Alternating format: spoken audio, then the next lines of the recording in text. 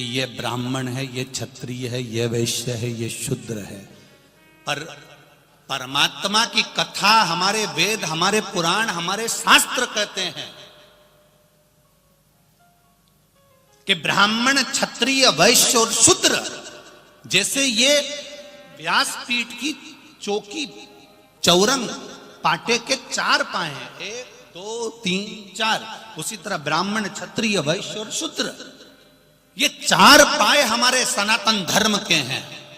वो तो दुनिया के लोगों ने इन लोगों को तोड़कर अपना वोट बैंक इकट्ठा कर लिया, नहीं तो देखा जाए तो ये सब एक ही है, सब एक। ब्राह्मण, क्षत्रिय, वैश्य, शूद्र सब एक है। मेरे परमात्मा क्या भेद नहीं है। अगर मेरे परमात्मा क्या भेद होता तो संत रविदास जी के सामने जब मीराबाई खड़ी हुई और मीराबाई ने कहा, गुरुदेव तुम गंगा के घाट पर मैं तुम्हारे लिए झोपड़ी बना देती हूं, तो रविदास जी कहते हैं मैं गंगा के घाट क्यों जाऊं, मेरे भजन में स्वयं गंगा आती है।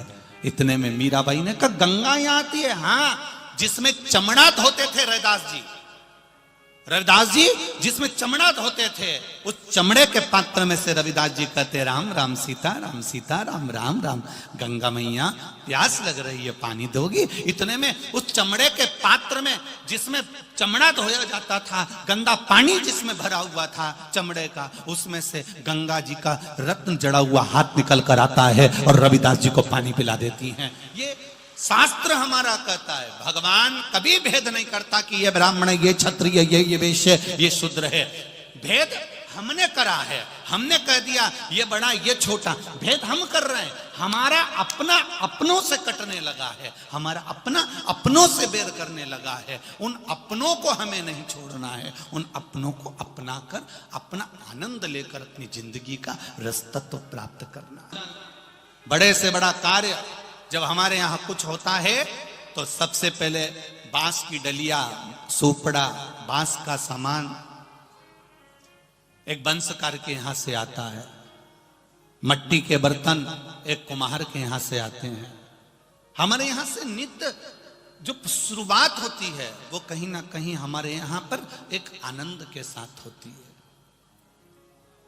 शंभु शरणे पड़ी मांगू घड़ी रे घड़ी, दुख काटू दया करी ने दर्शन आपू। ये शुरुआत है हमारे जीवन की, और वहां सुख का अनुभव कराया जाता है, आनंद का अनुभव कराया। रामू मोची आप ही हो? हाँ। संत कह रहे हैं, रामू मोची ने पूछा आप कहां से आए हो? मैं प्रयागराज जा रहा था तो मैं यहां आ गया, कुंभ के मेले में। अरे वाह। रामू मोची बोला, मेरा भी 10 साल से मन कर रहा है कुंभ के मेले में जाऊं, प्रयागराज जाऊं, प्रयागराज जाऊं। फिर क्यों नहीं जाते? मेरा भी 10 साल से मन कर रहा है कि प्रयागराज जाऊं कुंभ के मेले में, फिर क्यों नहीं जाते? क्यों नहीं जाता? रामू मोची ने कहा, रोज महीने में मैं जो काम करता हूं जूता चप्पल का, उससे मैं महीने में 1 रुपया बचा लेता हूं। अब की बार मैं कुंभ के मेले में जाऊंगा ये सोचकर मैंने 12 महीने के 12 रुपए इकट्ठे कर लिए और मेरी तैयारी होने लगी। पर मेरी पत्नी गर्भ से है तो मेरी पत्नी पड़ोस में कहीं मेथी की सब्जी की खुशबू आ गई। कौन सी सब्जी की? मेथी की सब्जी की खुशबू आ गई। और मेथी की सब्जी की खुशबू आई तो मेरी पत्नी ने कहा, मुझे मेथी की सब्जी खाना है। हमारे यहां बड़े बुजुर्ग कहते हैं कि गर्भवती नारी को जो प्रिय लगता है खाने के लिए वो उसको देना चाहिए, हमारे बुजुर्ग कहते हैं। मोची ने कहा, मेरे पड़ोसी के यहाँ बहुत अच्छे पड़ोसी हैं, उनके पास में सब कुछ है, खूब अच्छा उनका घर भी बना है, 2 मंजिल का उनके यहाँ पर सब कुछ है। मैं उन्हीं के यहाँ पर पहुंच गया। मैंने दरवाजा बजाया, दरवाजा बजा कर कहा, काकी जी, ओ काकी जी, काकी जी, ओ काकी जी। काकी जी ने दरवाजा खोला। क्या बात है रामू भैया? मेरी धर्म पत्नी गर्भ से है, आपके मेथी की सब्जी की खुशबू आ रही है, आप मेथी की सब्जी दे दोगी क्या थोड़ी सी? काकी ने हाथ जोड़कर कहा, रामू भैया, मैं सब्जी बन तो रही है मेरे यहाँ सब्जी बन रही है, पर मैं सब्जी आपको नहीं दूंगी। रामू मोची बोला कि आप अच्छे कुल से होगे और मैं चर्मकार हूं, चमड़े का जूता बनाने वाला, शायद आप इसलिए नहीं दे रहे हो। नहीं नहीं रामू भैया, ऐसी बात नहीं है। काकी की आंखों से जल निकल चला। रामू ने पूछ लिया, काकी तुम रो क्यों रही हो, क्या हुआ? रामू भैया, 5 दिन से घर में भोजन नहीं बना था, कर्जे में ज्यादा लूम हो गए, तुम्हारे काका घर ही नहीं आ रहे हैं, आते हैं तो खिड़की में से कूद कर आते हैं, कोई देख लेगा पैसा मांगने आ जाएगा। ये सारा घर बैंक में कहीं ना कहीं गिरवे रखा हुआ, धन पड़ा हुआ, कुछ भी नहीं है, बच्चों की विद्या अध्ययन का पैसा भी नहीं है।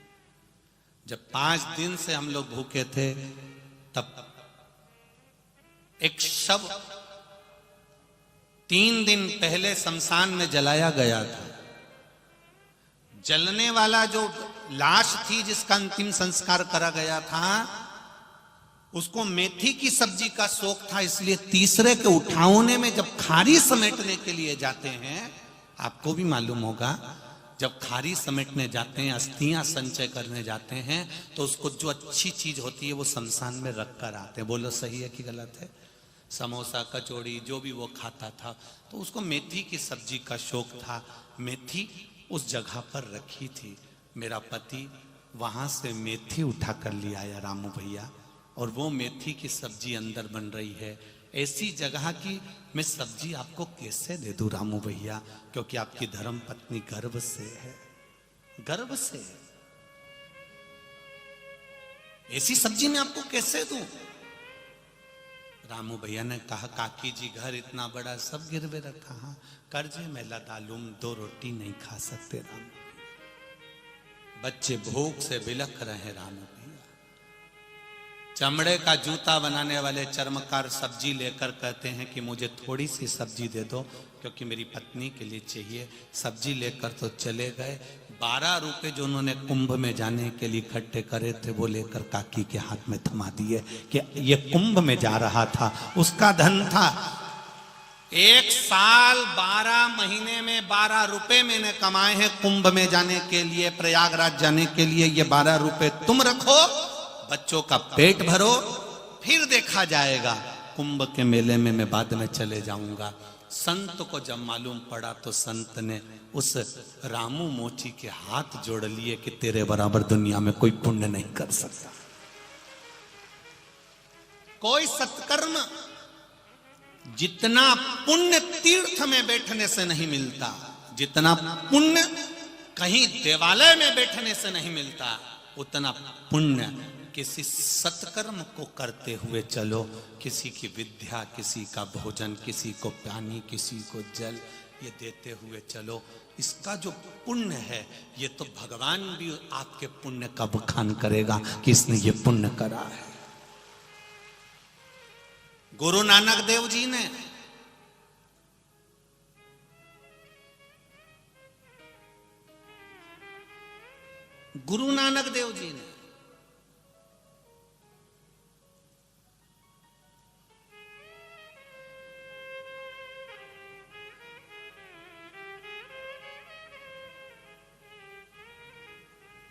ये लोग कहते हैं ना कि वो दाढ़ी वाला आता है, टोपी लगा के आता है, गिफ्ट देकर जाता है।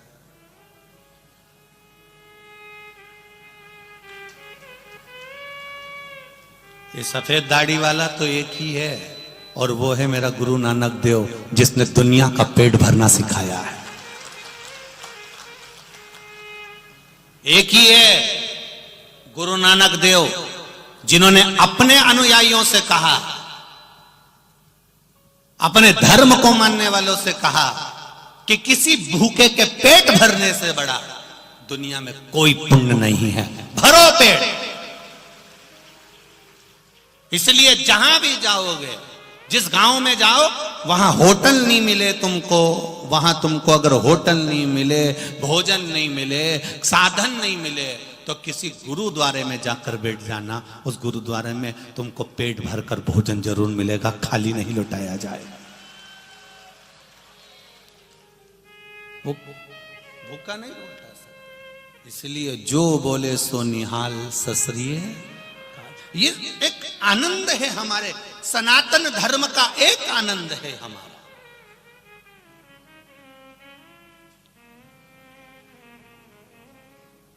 कोई कहे कि सब ये सिख धर्म नहीं, ये सनातनी है।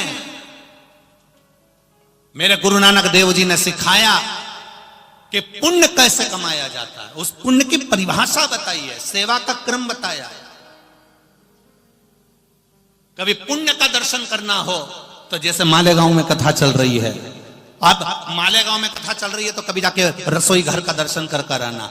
छोटी छोटी बच्चियां, छोटी छोटी माताएं, अच्छे अच्छे परिवार की माताएं हाथ में सोने की चूड़ियां पहनी हैं और वहां आटा उसन कर पूड़ी बेल रही हैं। कभी पुण्य का दर्शन करना है, बाल्टी में लेकर खड़े होकर खिचड़ी दे रही हैं। पुण्य का दर्शन करना है, पानी पिला रहे हैं आरओ का। पुण्य का दर्शन करना है, सवेरे जो 11 बजे सो के उठते थे अपने घर में, सवेरे 4 बजे उठकर चाय बनाकर लोगों को चाय पिला रहे हैं। पुण्य का दर्शन इसको कहते हैं।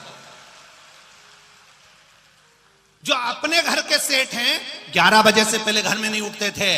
पत्नी भी कहती थी उठ जाओ, 10 बज गई, 10 बज गई, 11 बज गई। वो सवेरे 4 बजे उठकर कथा के पंडाल में भगोना रखकर चाय उकलवा रहे हैं और छोटे छोटे कप में सबको चाय पिला रहे हैं। ये पुण्य नहीं तो और क्या है?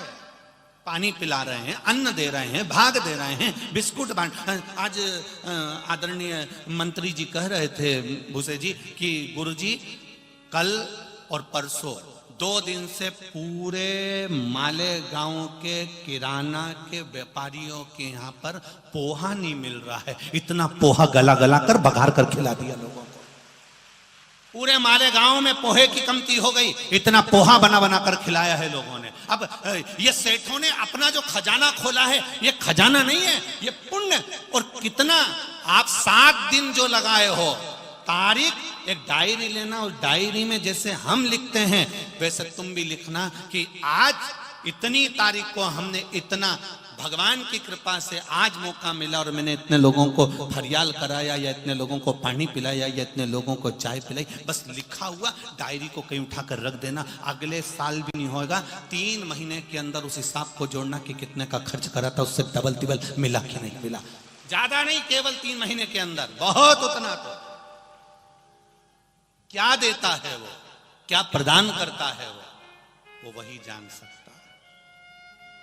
उसको कुबेरेश्वर महादेव कहते हैं। कुबेरेश्वर महादेव का कभी आपने वर्णन नहीं सुना हो तो एक बार जब 16 फरवरी से कुबेरेश्वर धाम से कथा आए तो उसको सुनना कि कुबेरेश्वर महादेव का मतलब क्या होता है। लक्ष्मी के पास में जब लक्ष्मी समाप्त हो जाती है, कुबेर के खजाने में जब कुबेर का भंडार खत्म हो जाता है, भगवान नारायण जब तप में लीन हो जाते हैं और कर्जे में लदालूम हो जाते हैं, तब एक महादेव ऐसे हैं, कुबेरेश्वर महादेव, जिनके पास खड़े होकर भगवान भी बरकत लुटा देते हैं। केवल एक, उसको कुबेर भंडारी कहा जाता है। कुबेर भंडारी। और इतना मेरा विश्वास कहता है मेरी बहनों से और मेरे भाइयों से, जितने लोग यहाँ कथा सुन रहे हैं, ये मेरा विश्वास कहता है, मेरा भरोसा कहता है। आप जितने साल से टीवी पर, जितने महीने से, जितने साल से आस्था चैनल पर या मोबाइल पर या पंडाल में कथा सुन रहे हो जितने समय से, ये मेरा विश्वास कहता है, क्योंकि ये पोथी के रूप में केवल शिव पोथी नहीं, मेरा कुबेरेश्वर महादेव सीहोर से चलता है। ये मेरा विश्वास कहता है, जितने लोग कथा सुन रहे हैं टीवी पर, मोबाइल पर या पंडाल में, ये मेरा विश्वास कहता है, पहले का समय निकाल लो, कथा नहीं सुनी थी उससे पहले का, और कथा सुनी उसके बाद का समय निकाल लो, तुम्हें भूखा नहीं सोने दिया होगा मेरे कुबेर भंडारी ने दिया। कोरोना जैसी महामारी में भी मेरा कुबेर भंडारी ने तुम्हारा नहीं तो राष्ट्र को संभलने में देरी लगती है, इतनी बड़ी बीमारी से निकलने में देरी लगती है। चीन जैसा देश नहीं निकल पा रहा बीमारी से बाहर, और भारत की धरा बीमारी से निपटने को तैयार। तो ये कहीं ना कहीं मेरे देवाधिदेव महादेव की करुणा, कृपा, उसकी उदारता है, और आपका विश्वास शंकर के प्रति जो है उसका फल है। करो प्रमाण, नहीं रखना है। हमने क्या कहा, डायरी में लिखकर डायरी को पटक दो, फिर नहीं देखना उसको। रख दिया ना, रख दिया, उसके बाद डायरी वो देखेगा, अब तुम्हें नहीं देखना है। कमलाई निकालो इसकी डायरी, अब उसको निकालना है। पार्वती जी से वो कहेगा कमलाबाई की डायरी निकालो। कौन कमला? वही जो मालेगांव वही थी। अच्छा,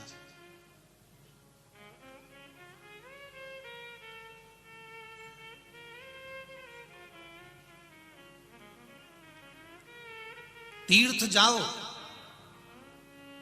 मंदिर जाओ, देवालय जाओ, जहां तुम्हारी मर्जी पड़े वहां जाओ, पर तीर्थ जाकर यह विचार कर मत जाना कि मैं वहां जाकर पुण्य बहुत सारा कमा लूंगा। गंगा नहाऊंगी, पुण्य बहुत सारा कमा लूंगी। गोदावरी नहाऊंगी, पुण्य बहुत सारा लूंगी। इस भरोसे में मत जाना रही मेरी मालेगांव की जीजियों और मेरे जी जाओ। इस भाव में मत जाना कि मैं पुण्य कमा लूंगी। तीर्थ जाने के बाद स्नान कर कर यह मत सोचना कि मैंने पुण्य कमाया। पुण्य कब मिलेगा? जब तीर्थ में पहुंचने के बाद आप कोई सत्कर्म करोगे, किसी भूखे को भोजन करा देना, या अपने द्वारा किसी को कष्ट मत दो। अगर भोजन भी नहीं करा सकते, पानी भी नहीं पिला सकते, तो अपने द्वारा किसी को कष्ट मत दो, किसी को कष्ट मत दो। करो, अच्छा करो।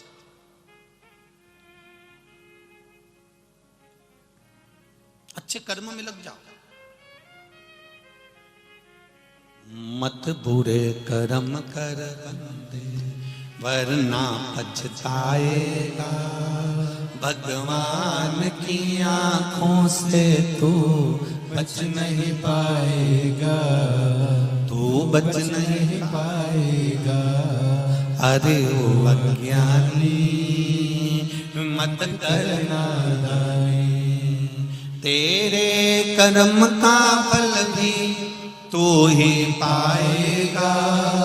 जैसा किया तूने तेरे आगे आएगा। मत बुरे कर्म कर बंदे, वरना पछताएगा। भगवान की आंखों से तू बच नहीं पाएगा, तू बच नहीं पाएगा। भजन में लीन रहो, भक्ति में लीन रहो, स्मरण में लीन रहो।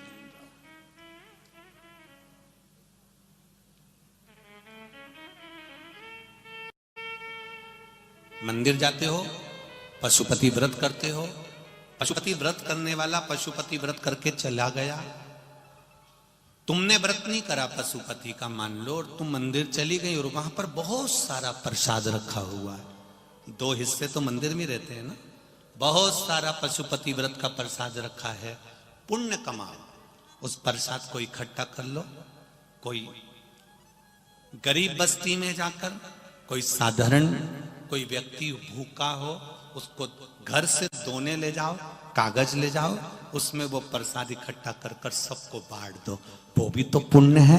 मंदिर में भी तो पड़ा रहेगा वो, मंदिर में भी तो रखा रहेगा वो। तुम्हारा पशुपति व्रत नहीं है तो तुम बांट सकती हो। तुम दे सकते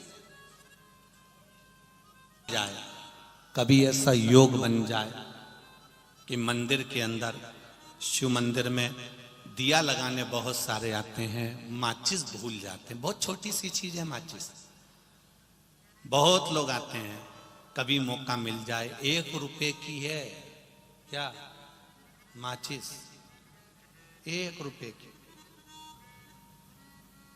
सबकी कीमत बढ़ी, बस उसी की नहीं बढ़ी, क्योंकि वो आग लगाना जानती है, इसलिए उसकी कीमत आज तक नहीं बढ़ी। वो 1 रुपए की है, उसकी कीमत वहां भले नहीं बढ़ी हो, परंतु उसकी कीमत शिव मंदिर में बढ़ जाती है। जब कोई दिया लगाने आता है, माचिस नहीं ला पाता, तो एक माचिस तुम छोड़कर आ जाओ, उस माचिस की पुण्याई देखना। दिया वो जलाएगा, खाते में तेरे जाएगा, वो चीज है, केवल एक माचिस। अब इसका मतलब ये नहीं कि तुम सारे मंदिर में ढेर सारी माचिस पटकिया और ढेर भी पटक दो तो मतलब कुछ नहीं है, ऐसा काम ना करिएगा। है वैसे ही तो हमारे चक्कर में ढेर सारे परेशान हैं, और नहीं तो अभी तुम कोई और ये मत कह देना किसी और वाला महाराज ने कहा कि माचिस ही शंकर जी पे चढ़ा दो, लोग तो लोग अब कुछ का कुछ निकाल लें। अरे भाई वहां पंडित जी को या किसी को कह दो ये माचिस रखिए, गुरुजी कोई को नहीं मिले तो ये यहाँ रख के जा रही हूं, ये दे दे।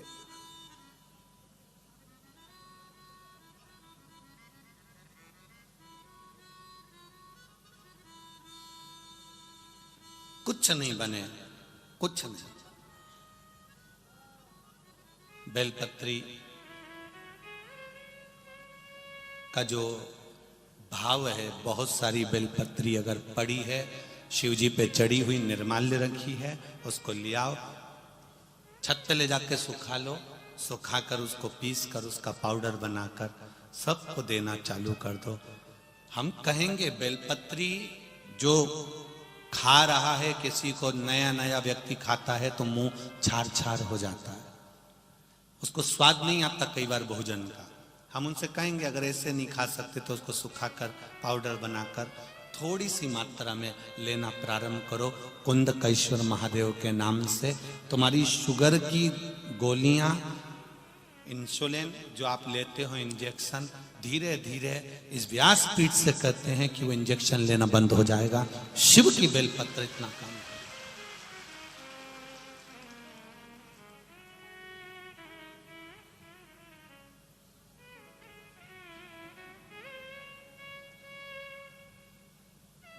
करो भजन उसका।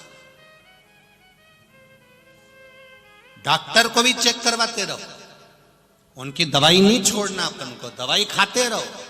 जब बेलपत्री अपना असर देना चालू कर दे, फिर दवाइयां धीरे धीरे कम करें। कब तक खाओगे?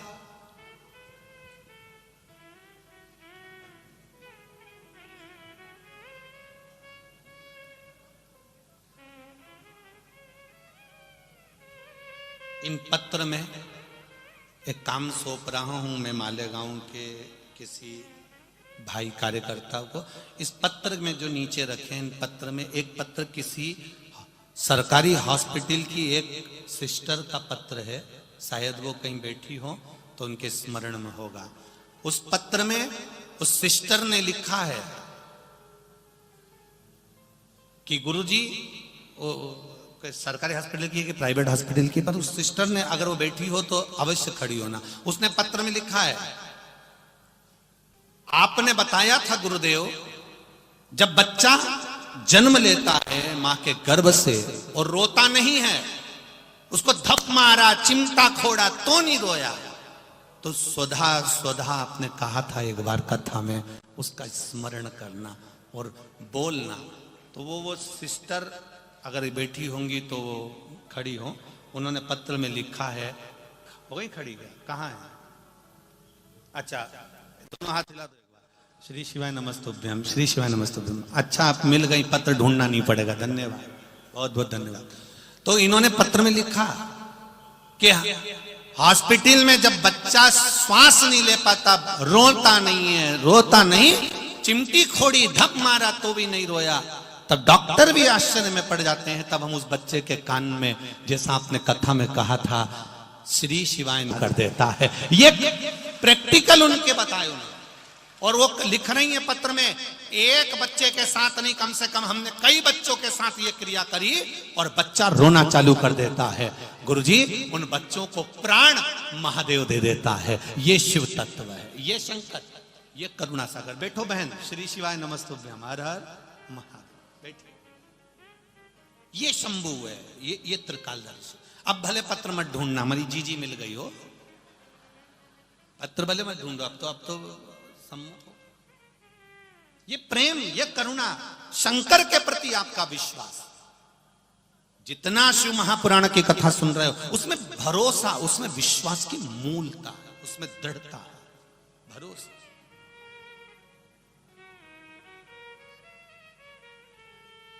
मैंने तेरे ही भरोसे, ओ बाबा तेरे ही भरोसे, हवा बिच उड़ती जावांगी, बाबा डोर हतो छड़ी ना मैं कटी जावांगी, भोले मैं तेरी पतन, शंभो मैं तेरी पतन, हवा बिच उड़ती जावांगी, बाबा डोर हतो छड़ी ना मैं कटी जावांगी।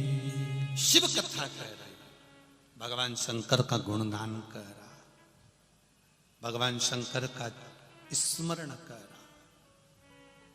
बहुत तीर्थ करने नहीं जा सकते, बहुत दूर तीर्थ करने नहीं जा सकते, तो तुम्हारे नगर में जब ऐसा शिव महापुराण का भव्य आयोजन हो तो समझ लेना सारे तीर्थ यहां आकर बस गए, सारे तीर्थ यहां आ गए।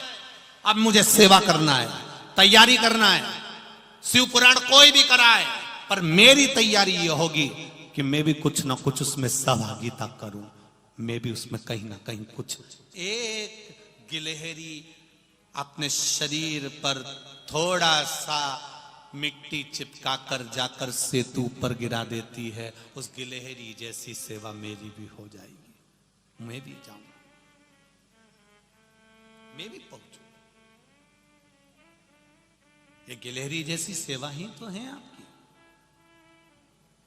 आप लोग जो सीहोर कुबेरेश्वर में दान देते हो, कहीं भोजन भंडारे में, कहीं वृद्धाश्रम बन रहा है, कहीं मंदिर निर्माण हो रहा है, कहीं रसोई घर चल रही है, 24 घंटे भोजन चलता रहता है, हजारों लोग रोज भोजन करते हैं, ये आपका जो सहभागिता आप देते हो, कुछ सहयोग करते हो, ये आपका पुण्य ही तो है।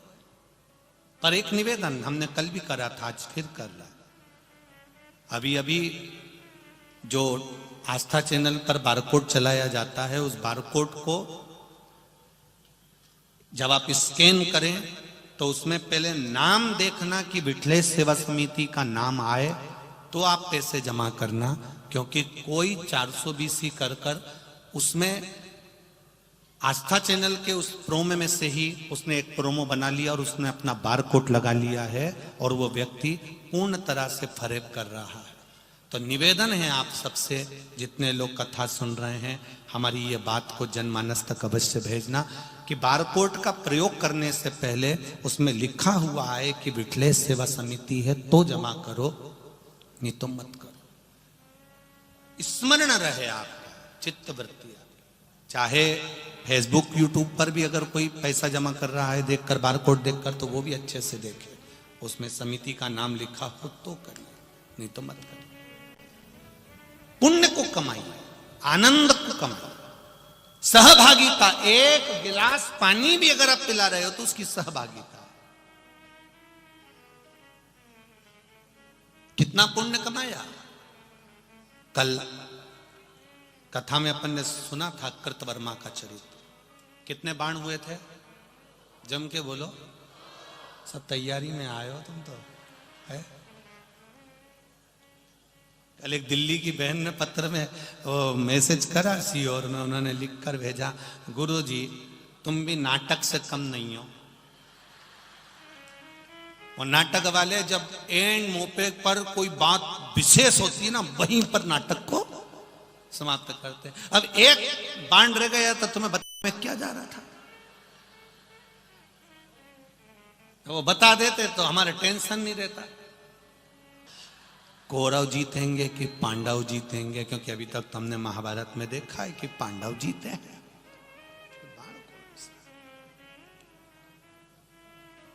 उद्योग पर्व कह रहा है।